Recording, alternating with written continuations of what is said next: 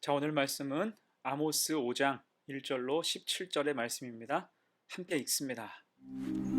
이스라엘 족속아, 내가 너희에게 대하여 애가로 지은 이 말을 들으라. 전혀 이스라엘이 엎드러졌으며 다시 일어나지 못하리로다. 자기 땅에 던지우며 일으킬 자 없으리로다. 주 여호와께서 이와 같이 말씀하시되, 이스라엘 중에서 1000명이 행군에 나가던 성읍에는 100명만 남고 100명이 행군에 나가던 성읍에는 10명만 남으리라 하셨느니라. 여호와께서 이스라엘 족속에게 이와 같이 말씀하시기를, 너희는 나를 찾으라. 그리하면 살리라. 베델을 찾지 말며 길갈로 들어가지 말며 브엘세바로도 나아가지 말라. 길갈은 반드시 사로잡히겠고 베델은 비참하게 될 것임이라 하셨나니, 너희는 여호와를 찾으라. 그리하면 살리라. 그렇지 않으면 그가 불같이 요셉의 집에 임하여 멸하시리니 베델에서 그 불들을 끌 자가 없으리라. 정의를 쓴 쑥으로 바꾸며 공의를 땅에 던지는 자들아, 묘성과 삼성을 만드시며 사망의 그늘을 아침으로 바꾸시고 낮을 어두운 밤으로 바꾸시며 바닷물을 불러 지면에 쏟으시는 이를 찾으라. 그의 이름은 여호와시니라.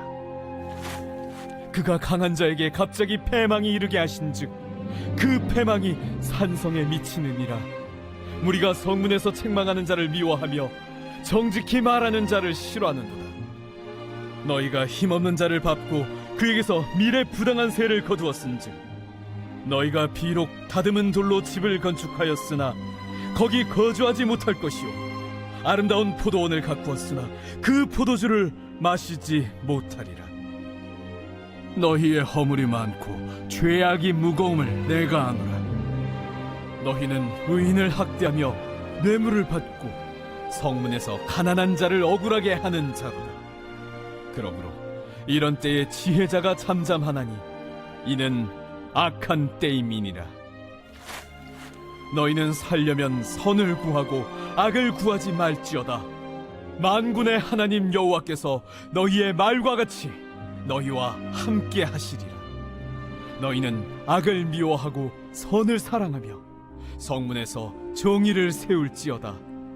만군의 하나님 여호와께서 혹시 요셉의 남은 자를 불쌍히 여기시리라.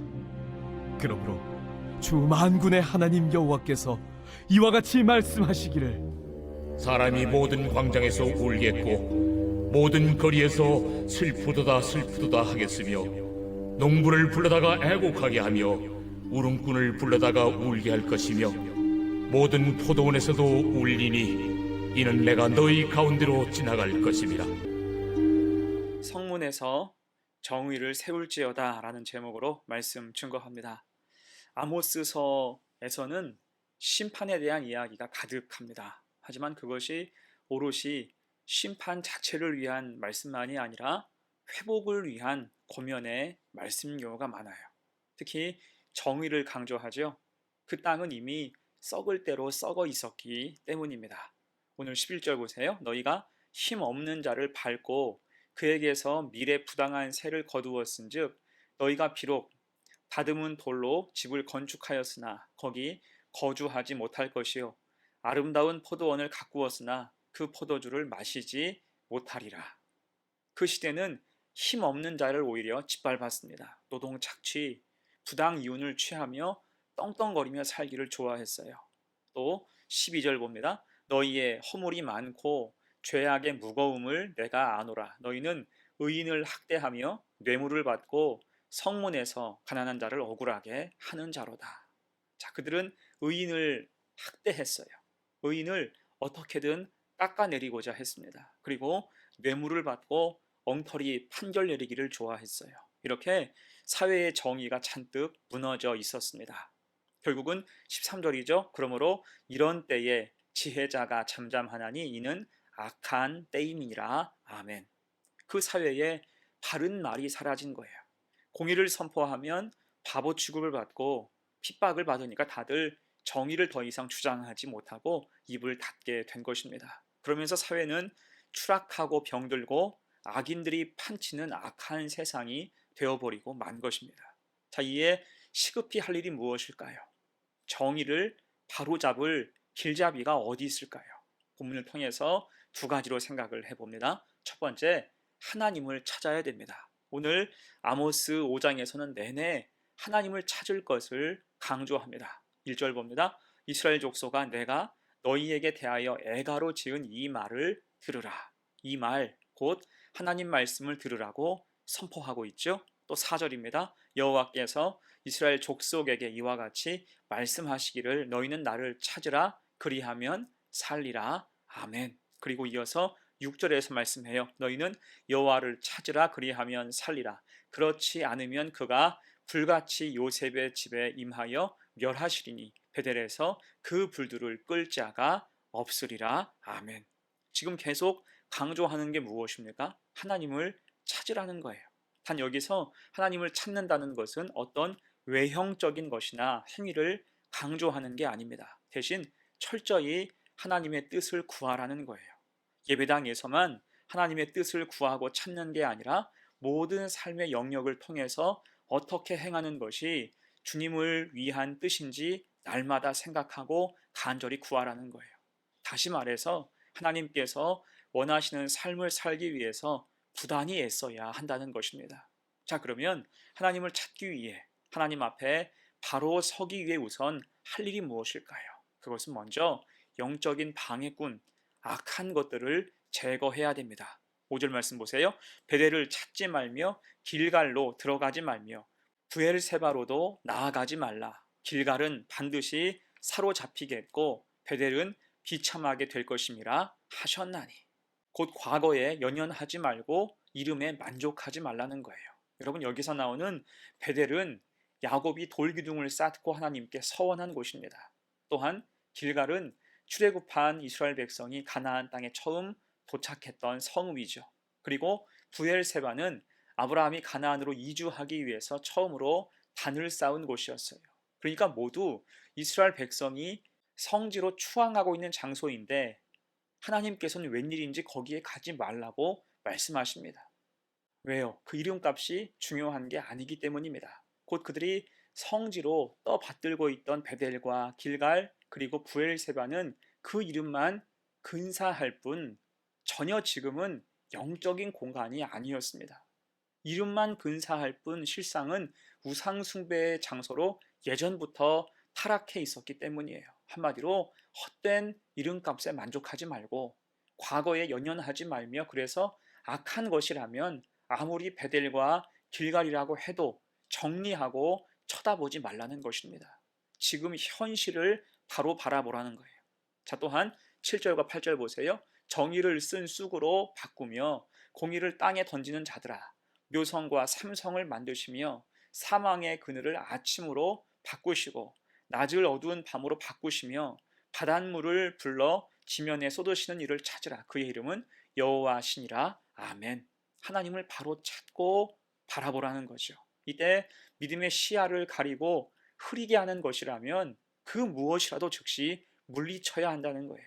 여러분, 하나님이 어떤 분입니까? 하나님은 묘성과 삼성 곧 별을 만드시는 분, 또한 사망의 그늘을 아침으로 바꾸시고 낮을 어둠으로 바꾸시는 전능하신 하나님이십니다. 모든 인생, 모든 만물의 주인이 되시죠. 그 하나님을 찾고 두려워하라는 거예요.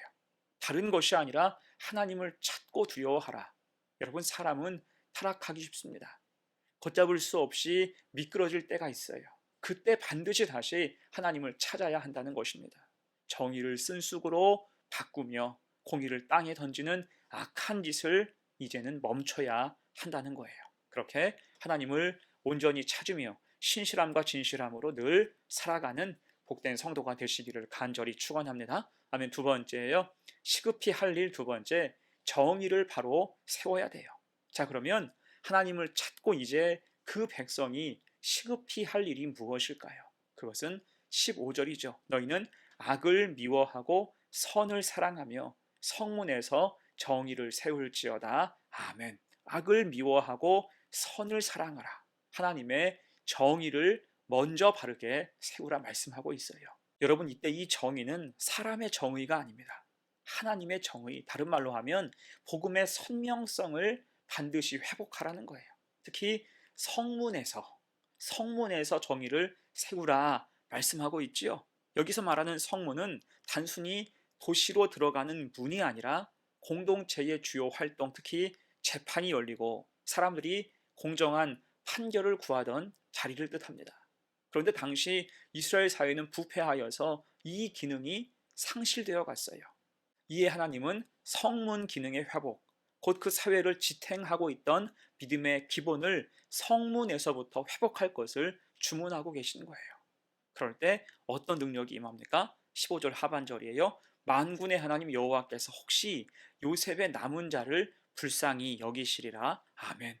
그 백성을 긍휼히 불쌍히 여기신다 말씀하세요. 하나님의 말씀을 가지고 정의를 세워가며 살아갈 때 그 백성을 긍휼히 여기신대요. 하지만 하나님이 기회를 주셨어도 정의를 세우지 못할 때는 어떻게 될까요? 이어진 16절, 17절 봅니다. 그러므로 주 만군의 하나님 여호와께서 이와 같이 말씀하시기를 사람이 모든 광장에서 울겠고 모든 거리에서 슬프도다 슬프도다 하겠으며 농부를 불러다가 애곡하게 하며 울음꾼을 불러다가 울게 할 것이며 모든 포도원에서도 울리니 이는 내가 너희 가운데로 지나갈 것임이라 여호와의 말씀이니라. 아멘. 성문에서 정의를 세우지 못할 때, 하나님 말씀이 그 사회에 기본되지 못할 때 결국은 심판이 임한다는 거예요. 슬프고 분하고 눈물이 쏟아지고 소망이 없는 그런 상태가 될 수밖에 없다는 거예요. 언제요? 선을 사랑하지 못하고 성문에서 정의를 세우지 못할 때입니다. 길과 진리와 생명이 없는데 어떻게 그 땅에 온전한 회복이 있을 수 있겠습니까? 여러분, 그래서 이 말씀 우리가 마음에 새겨야 돼요. 우리도 성문에서 곧 삶의 기본, 우리의 생각과 입술에서부터 믿음의 가치를 회복해야 할 것입니다.